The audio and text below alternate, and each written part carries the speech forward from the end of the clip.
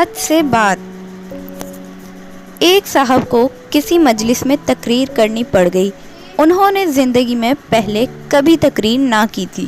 کسی نے مشورہ دیا کہ بھائی تقریر کرنا کون سا مشکل کام ہے، ایک جملہ بولو اور اسی سے دوسرا جملہ نکال لو، سب اسی طرح تقریر کرتے ہیں۔ وہ صاحب اسٹیج پر آئے اور تقریر یوں شروع کی: السلام علیکم۔ اسلام میں سلام کی اہمیت سے تو آپ سبھی واقف ہیں۔ اسلام میں جھوٹ بولنا سخت منع ہے۔ جھوٹ تمام برائیوں کی جڑ ہے۔ سب سے لمبی جڑ خربوزے کی ہوتی ہے۔ خربوزے کو دیکھ کر خربوزہ رنگ پکڑتا ہے۔ اسلام میں رنگ و نسل کا کوئی تصور نہیں ہے۔ مسلمانوں کے احرام کا رنگ سفید ہوتا ہے۔ مسلمان وہ ہے جس کی زبان سے ہمیشہ میٹھی اور اچھی بات نکلے۔ بکرے کی زبان کبھی نہیں کھانی چاہیے۔ بکرے کی ماں آخر کب تک خیر منائے گی؟ ایک دن چھری کے نیچے آئے گی۔ ماں قدموں کے نیچے جنت ہوتی ہے۔ جنت میں پینے کے لیے پانی کے بجائے دودھ ملتا ہے۔ گوالے دودھ میں پانی ملا کر بیچتے ہیں۔ آج کل شہر میں پانی کی بڑی قلت ہے۔ شہر قصبے سے بڑا ہوتا ہے۔ پانی کا سب سے بڑا جانور ویل ہوتا ہے۔ جانوروں کی عقل انسان سے کم ہوتی ہے۔ آج تک کوئی فیصلہ نہیں کر سکا کہ عقل بڑی ہوتی ہے یا بھینس۔ بھینس کے آگے بین بجانے کا کوئی فائدہ نہیں ہوتا۔ بین بجانے کے لیے بڑی مہارت کی ضرورت ہوتی ہے۔ تالی ایک ہاتھ سے نہیں بجتی ہے۔ عالم چنا کا ہاتھ بہت بڑا تھا۔ جانوروں کا دل بڑا ہوتا ہے جسامت میں۔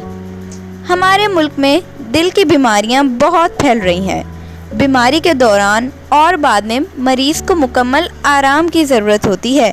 اس تیز رفتار زمانے میں آرام کا تصور مٹ چکا ہے۔ ربڑ مٹانے کے کام آتا ہے۔ چین میں ربڑ کے بڑے بڑے درخت ہیں۔ درخت لگانا ثواب کا کام ہے۔ مولانا عبدالستار ایدھی بہت ثواب کا کام کرتے تھے۔ بچوں کو عیدی نہیں دینی چاہیے کیونکہ ان کی عادت بگڑ جاتی ہے، چاہے رائی کے برابر دی جائے۔ رائی کا پہاڑ بنانے کی عادت اچھی نہیں ہے۔ رائی اچار میں استعمال ہوتی ہے۔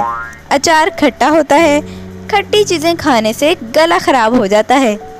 گلے میں پیسے نہیں جمع کرنے چاہیے کیونکہ وہ ٹوٹ جاتا ہے۔ پیسوں پر لوگ ٹوٹ پڑتے ہیں۔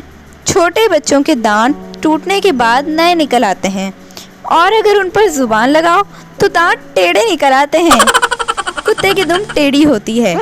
کتا وفادار جانور ہے۔ نوکر رکھنے سے پہلے اس کی وفاداری کا امتحان ضرور لے لینا چاہیے۔ پتنگ کو جب تک ڈھیل نہ دی جائے وہ اوپر نہیں جاتی۔ پتنگ بازی بہت سے حادثات کا سبب بنتی ہے۔ حادثات کو روکنا پولیس کا کام ہے۔ کرفیو میں پولیس لوگوں کو باہر نکلنے کی اجازت نہیں دیتی۔ اب میں آپ سے اجازت چاہتا ہوں۔ شکریہ۔ اگر آپ کو تقریر اچھی لگی ہو تو لائک کیجئے، کامنٹ کیجئے، شیئر کیجئے اور میرے چینل کو سبسکرائب کیجئے۔ ملتے ہیں آپ سے ایک نئی ویڈیو کے ساتھ، تب تک کے لیے اپنا خیال رکھیے گا۔ اللہ حافظ۔